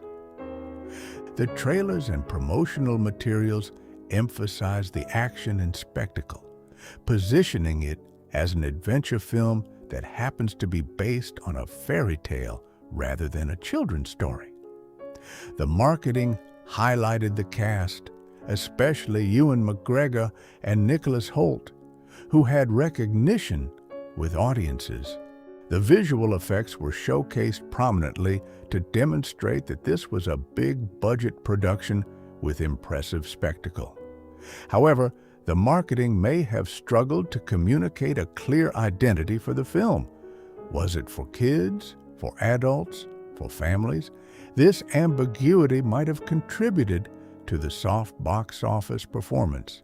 The release strategy of opening in early March was likely an attempt to find a less competitive window than the crowded summer season. Early spring can be a good spot for films that don't have to go head-to-head with the biggest blockbusters but still want to attract audiences looking for event cinema. However, it's also not a season associated with huge box office numbers, and without strong word of mouth or critical acclaim to drive repeat business, films in this slot can struggle. The decision to release in both 2D and 3D formats was standard for the time, though, as mentioned earlier, audience enthusiasm for 3D was already beginning to wane by 2013, making it less of a draw than it might have been a few years earlier. One element worth exploring further is how the film handles its female characters, or rather character singular, since Isabel is really the only significant woman in the story. To the film's credit, it does give her agency and capability beyond what you might expect from a fairy tale princess. She's not waiting in a tower for rescue. She's actively trying to escape and survive when she finds herself in danger. She participates in planning and action rather than being a passive object for the men to save. The film establishes early on that she's trained in some combat skills, which pays off later when she's able to defend herself. Her motivation for sneaking out of the castle isn't frivolous. She genuinely wants to experience life and connect with her people rather than being isolated by her position. That said, Isabel's character could have been developed even further. While she's capable and brave, her role in the actual rescue and battle sequences is somewhat limited compared to the male characters. There are moments where she contributes meaningfully, but Elmont and Jack do most of the heavy lifting in terms of action and problem solving. This isn't necessarily unrealistic, given that they're trained fighters and she's not. But it does mean that despite efforts to make her a strong character, she still falls into some traditional princess patterns. A more progressive approach might have given her specialized knowledge or skills that the men lack, making her contribution unique rather than just showing she can keep up with them. Still, within the context of a 2013 blockbuster based on a medieval set fairy tale, the film does better than many of its contemporaries in giving its female lead some agency. The father-daughter relationship between Isabel and King Bromwell adds emotional depth to the story beyond just the adventure plot.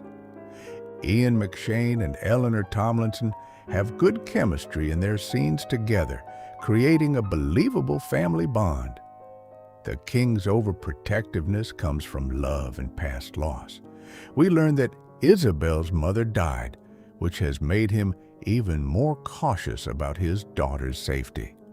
Isabel's frustration with this overprotectiveness is understandable. She's being smothered even though she's capable of more than she's allowed to do. Their reconciliation arc, where the king learns to trust Isabel's strength and judgment, is satisfying even though it's not the main focus of the film. It adds dimension to both characters and gives Isabel's journey emotional stakes beyond just the physical danger. The forced marriage plot between Isabel and Roderick is another element that could have been explored more deeply. Arranged marriages for political purposes were historically common in monarchies, and the film acknowledges this reality. Isabel's resistance to marrying someone she doesn't love, especially someone significantly older and whom she doesn't particularly like, is a central motivation for her character. The film sides with Isabel, portraying the arranged marriage as wrong, and ultimately allowing her to choose her own path. This sends a positive message about autonomy and the importance of marrying for love rather than obligation. However, the film doesn't deeply explore the political ramifications of Isabel refusing the match. It becomes moot when Roderick reveals himself as a villain, making it easy to cancel the arrangement without political consequences. Jack's character arc is the classic hero's journey, and while it's been done countless times, there's a reason this structure endures. We meet him as someone with potential but no opportunities to prove himself, dreaming of adventure but stuck in mundane reality. The inciting incident with the beanstalk forces him out of his comfort zone and into a situation where he has to rise to the occasion or fail. Throughout the adventure, he faces escalating challenges that test his courage, resourcefulness, and character. He makes mistakes and has moments of doubt, but he perseveres and grows. By the end, he's genuinely earned his transformation from farmhand to hero. Nicholas Hoult plays this arc sincerely, never winking at the audience or treating it ironically, which helps us invest in Jack's journey even though we've seen similar stories before. The mentorship dynamic between Jack and Elmont is one of the film's pleasures. Elmont starts out skeptical of this farmhand joining their mission, but he's professional enough to give Jack a chance and help him survive. As Jack proves himself, Elmont's respect grows, and he begins actively teaching Jack skills and treating him as a brother-in-arms rather than a liability. There's a moment during the beanstalk climb where Elmont shows Jack how to find secure handholds and move efficiently, and later we see Jack using those same techniques. It's a small detail, but it shows learning and growth. By the final battle, they're fighting as equals, trusting each other completely. Ewan McGregor and Nicholas Hoult have good chemistry that makes this relationship feel earned rather than forced. The film's approach to class differences is interesting, if not entirely revolutionary. The medieval setting means there's a rigid class structure with royalty, nobles, and commoners all knowing their place. Jack is very aware that, as a peasant, he's not supposed to aspire to anything beyond his station, certainly not to romance with a princess. The adventure breaks down these barriers by putting everyone in equal danger and showing that courage and capability aren't determined by birth. King Bromwell's acceptance of Jack is based on recognizing his character and deeds rather than his bloodline.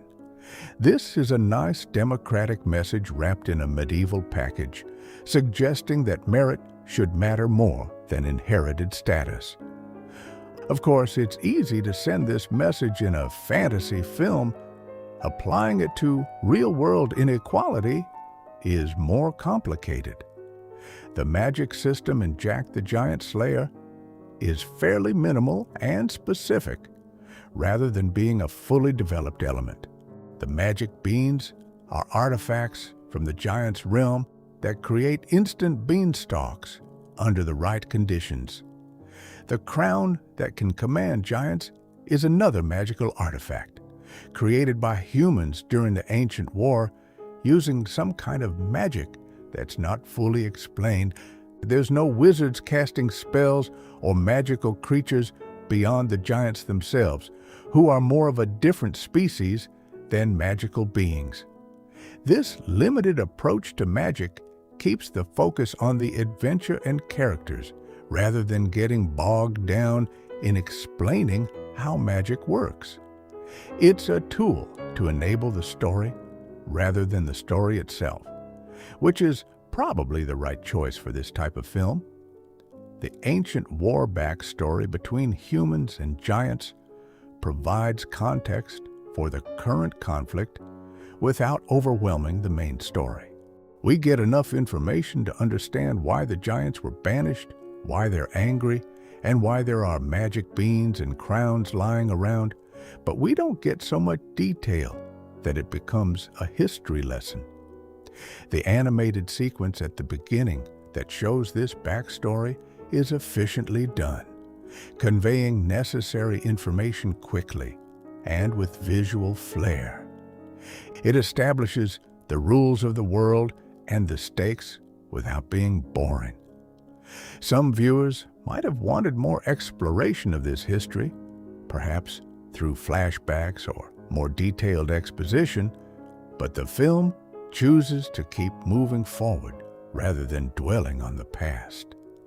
General Fallon, as the primary giant antagonist, is appropriately threatening and memorable. The two-headed design is visually distinctive and creates interesting possibilities for characterization. Bill Nighy voices both heads with subtle differences in personality and approach. One is more strategic and eloquent, while the other is more impulsive and brutal. They sometimes argue with each other, which adds personality and even a touch of dark humor to the character. Fallon is genuinely intimidating when he needs to be, particularly in scenes where he's interrogating or threatening the human characters. His motivation is clear. He wants to lead his people back to the world below and take revenge on the humans who exiled them. He's not purely evil. He's pursuing what he sees as justice for his people, even though his methods are destructive. The other giants are less developed individually, but they serve their purpose as an imposing threat. They're portrayed with varying levels of intelligence. Some seem relatively clever, while others are clearly dim-witted. This diversity makes the giant society feel more realistic than if they were all identical. The scenes of giants interacting with each other when they don't know humans are watching provide glimpses into their culture and hierarchy. They have their own language and customs, though these aren't explored in depth.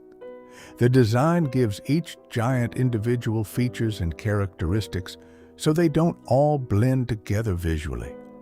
During battle scenes, you can track individual giants and see different tactics or behaviors, which adds to the sense that these are individuals rather than just a CGI army. The smaller character moments scattered throughout the film add depth and humanity to the adventure.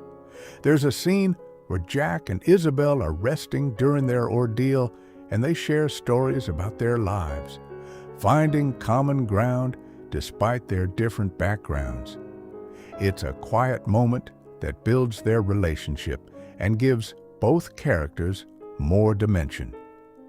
Another nice moment is when Elmont encourages one of his frightened men before a dangerous moment, showing his leadership and compassion. King Bramwell's prayer for his daughter's safety reveals his faith and his fear. These beats don't advance the plot directly, but they make the characters feel like people rather than just action figures moving through set pieces. They give the audience emotional connections that make the action sequences more impactful because we care about who's in danger.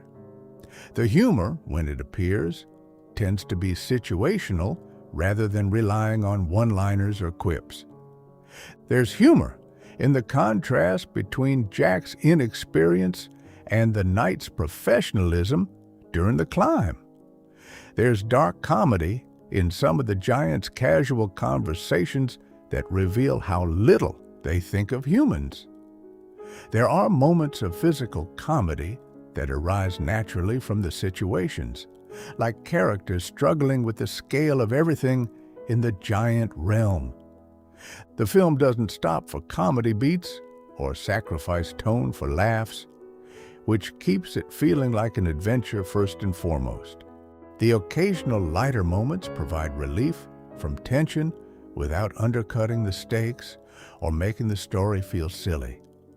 One underappreciated aspect of the film is the sound design beyond just the giants. The environment sounds are rich and detailed, creating atmosphere in both the human and giant realms. The beanstalk has its own sonic character, creaking and groaning as characters climb it, pieces breaking off with distinctive sounds. The giant fortress has echoing acoustics that emphasize the massive scale of the architecture.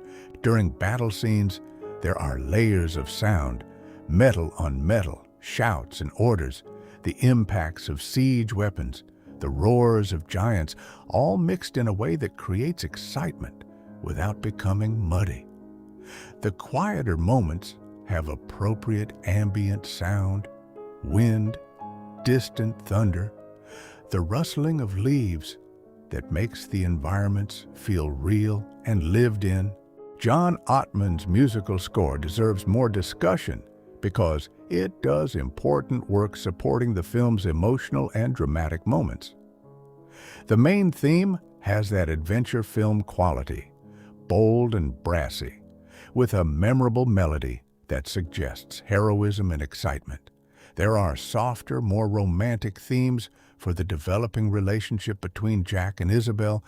The action cues are energetic and propulsive, driving the excitement of chase and battle scenes.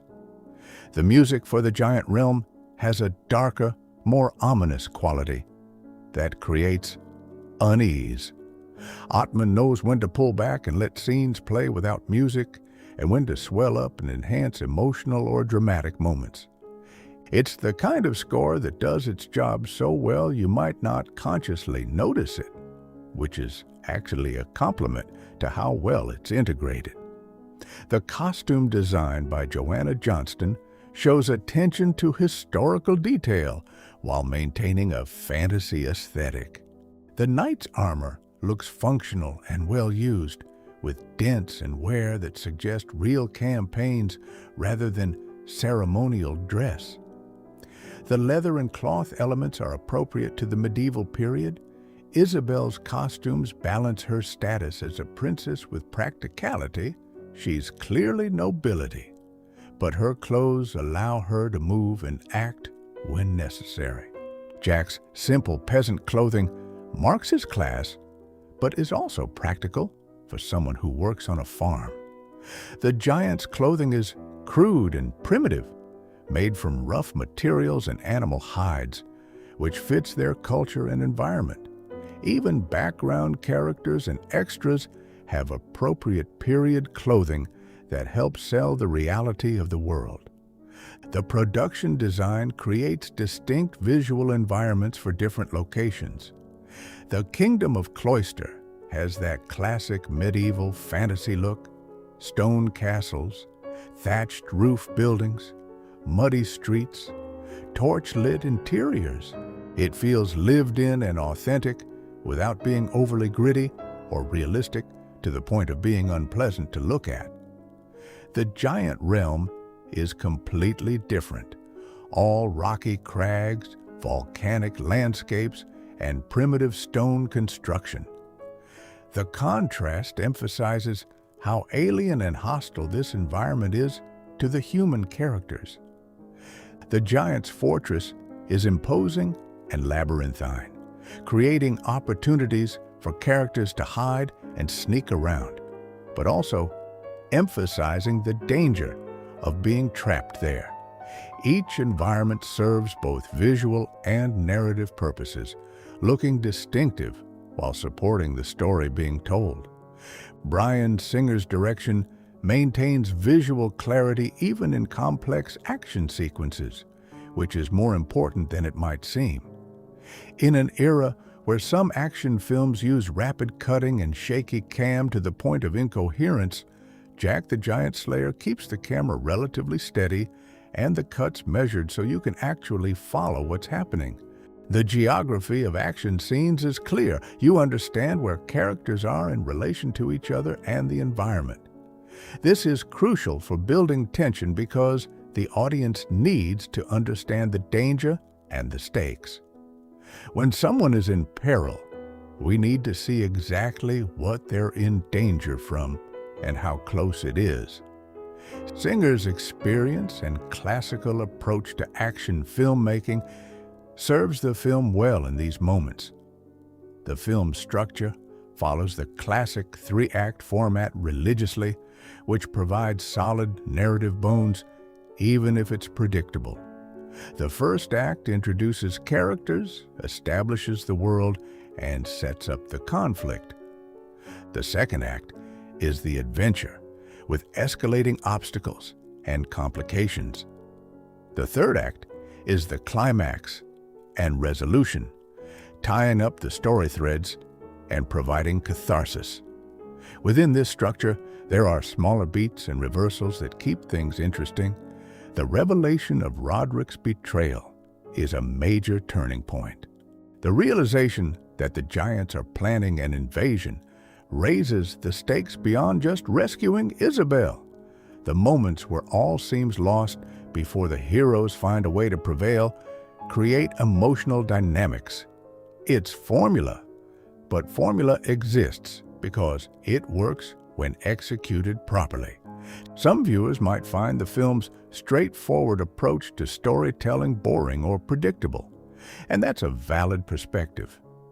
If you're someone who values subversion, moral complexity, and unexpected narrative choices, Jack the Giant Slayer probably won't satisfy you. It colors inside the lines of its genre and delivers exactly what you expect from this type of story. However, there's an argument to be made for well-executed, straightforward storytelling. Not every film needs to subvert expectations or reinvent its genre. Sometimes, delivering a solidly crafted version of a familiar story is enough, especially for audiences who enjoy that type of story and want to see it done well. Jack the Giant Slayer is comfort food cinema, and while it won't challenge you, it will likely satisfy if you're hungry for this particular flavor. The film's approach to its source material is respectful while making necessary changes for a feature film adaptation. The core elements of Jack and the Beanstalk are present in the magic beans, the beanstalk to a realm above, the giants, and Jack as the hero. However, the original tale is quite simple and short, fine for a bedtime story, but insufficient for a 2-hour movie. The additions of Princess Isabel, the romance Roderick as a villain, the backstory of the ancient war, the magic crown, and the climactic battle all serve to expand the story into something that can sustain a feature runtime. Whether these additions improve the tale or dilute its simplicity is subjective, but they're understandable from a commercial filmmaking perspective. The film needs to appeal to audiences beyond just children who might know the original story. There's something admirable about the film's sincerity and lack of irony in its approach to the material. In an age where many blockbusters are filled with self-aware humor and winking references, Jack the Giant Slayer plays its fairy tale adventure completely straight. The characters believe in their world and their quest, and the film never mocks them or the story for being a fairy tale. This earnestness can feel refreshing or corny, depending on your perspective and mood. For viewers who are tired of everything being filtered through layers of irony and self-awareness, the film's straightforward sincerity might be appealing. For viewers who find that approach naive or outdated, it might feel overly serious about a story involving magic beans and giants. Neither reaction is wrong. It's a matter of personal taste and what you're looking for in your entertainment. The physical production clearly involved significant logistical challenges. Shooting scenes on location in England required coordinating large crews, equipment, and cast in various outdoor environments subject to weather. The green screen work on sound stages required precise technical execution to capture performances that could later be integrated with CGI elements. The action sequences, even those that would eventually involve CGI giants, required stunt coordination, special effects rigs, and careful camera work. The sheer scale of the production, with hundreds of crew members working across multiple departments, represents a massive organizational undertaking. The fact that the final film is coherent and polished speaks to the professionalism and skill of everyone involved, from the producers managing the logistics to the individual craftspeople executing their specific roles. Post-production on a film of this scale is its own massive undertaking. The visual effects work alone required hundreds of artists working for months to create and refine the giants, the beanstalk, and the various environments and elements. The editing process involved assembling footage from multiple cameras and takes into a coherent narrative, working around the fact that many scenes weren't complete until visual effects were added. The sound design and mixing process layered in all the environmental sounds, effects, dialogue, and music into a cohesive soundscape. Color grading gave the film its final visual look, adjusting colors and contrast to create the desired aesthetic for each scene. All of these elements had to come together and be refined through multiple passes before the film was ready for release. The timeline and budget required for this level of post-production is why big effects films cost so much and take so long to complete. The business side of filmmaking is always fascinating, and Jack the Giant Slayer represents a significant financial gamble that didn't quite pay off as hoped. With a reported budget of around $195 million plus marketing costs, potentially bringing the total expenditure to $300 million or more, the film needed to perform significantly better at the box office to be profitable. The worldwide gross of about $197 million sounds substantial until you realize that theaters keep a percentage of ticket sales, often around 50%, meaning the studio's actual take was much less. By most industry analysis, the film likely lost money for the studio, possibly in the range of $100 million or more when all is said and done. This isn't uncommon in Hollywood, where big swings sometimes miss, but it does explain why there were never any sequels despite the story world having potential for further adventures. The financial disappointment of Jack the Giant Slayer may have contributed to studios being more cautious about fairy tale adaptations in the years following its release. When a big-budget film underperforms, it often affects the industry's appetite for similar projects.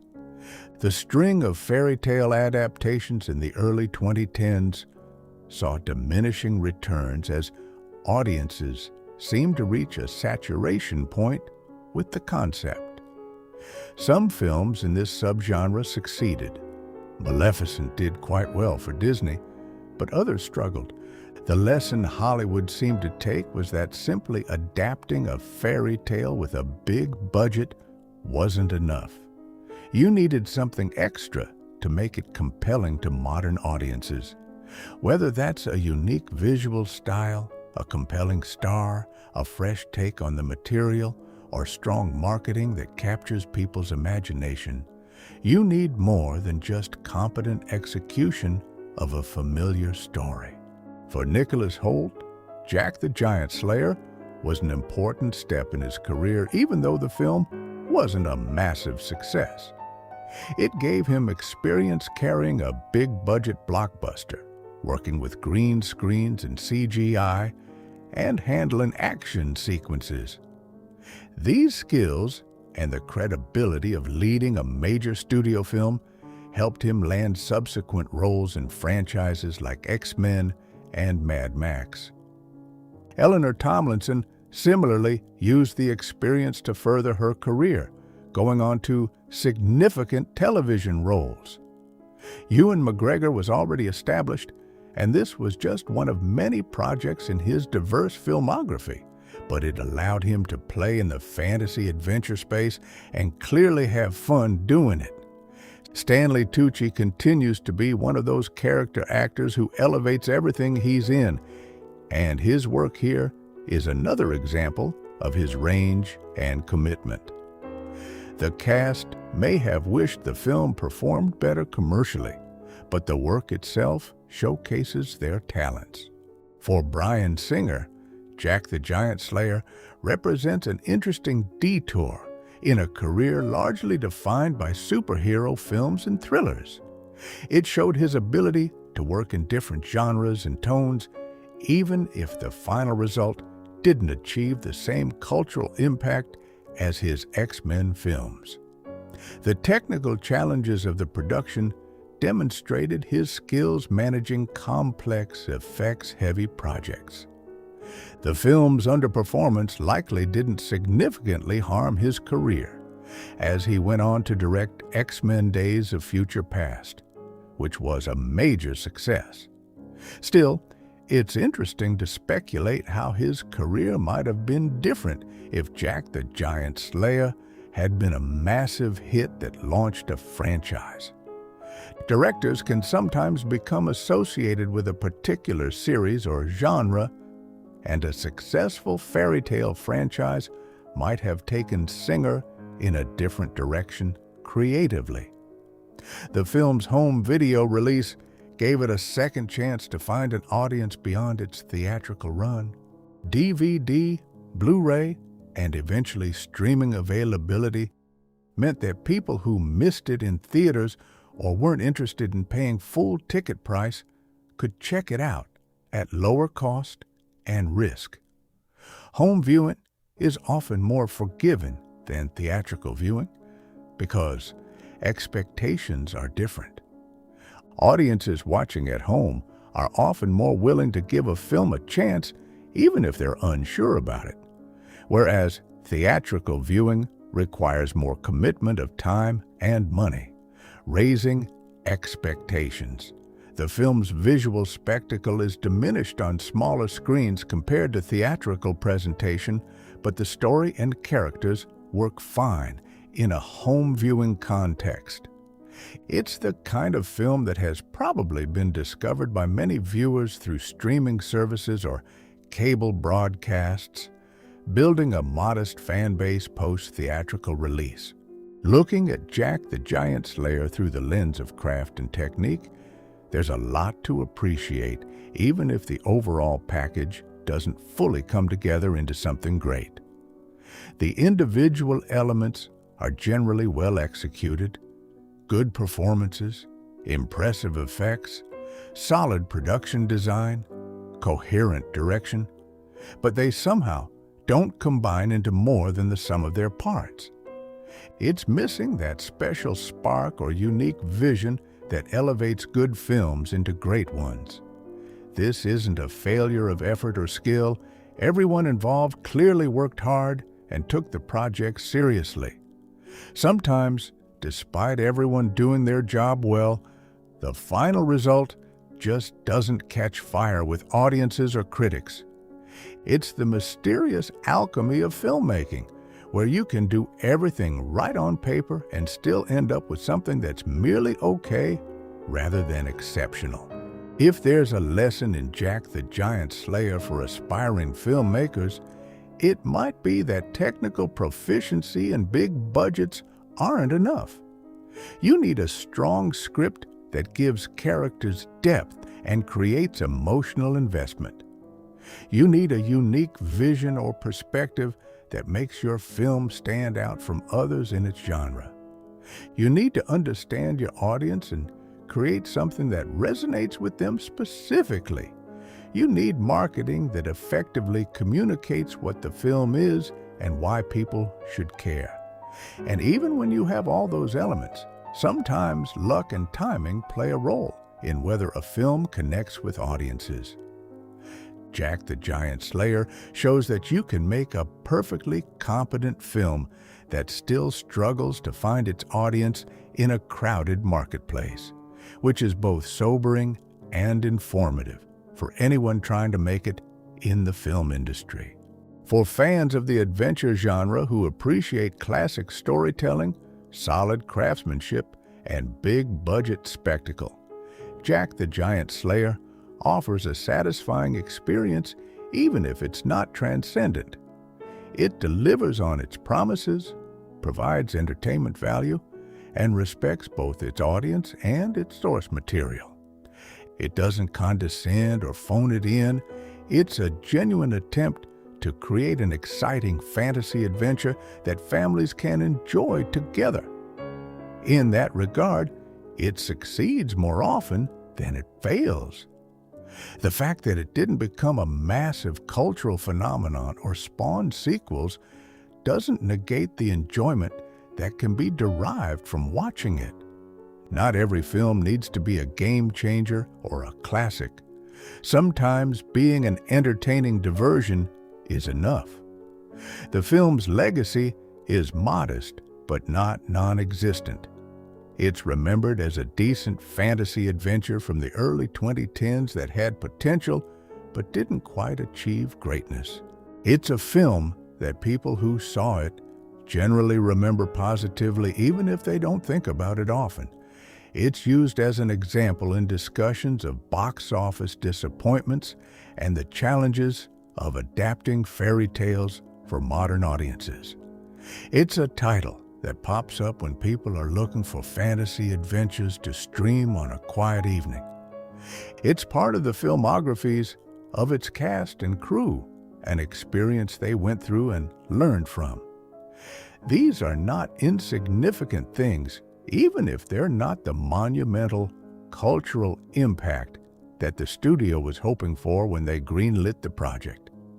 In the end, Jack the Giant Slayer is exactly what it appears to be, and nothing more or less. It's a big-budget fantasy adventure based on a classic fairy tale, executed with professional skill and sincere intentions. It delivers excitement, spectacle, and a satisfying story without reinventing anything or taking major risks. For viewers who enjoy this type of film, it's absolutely worth watching. For those who don't, nothing about it will change your mind. It stands as a solid example of Hollywood studio filmmaking from the early 2010s, with all the strengths and limitations that entails.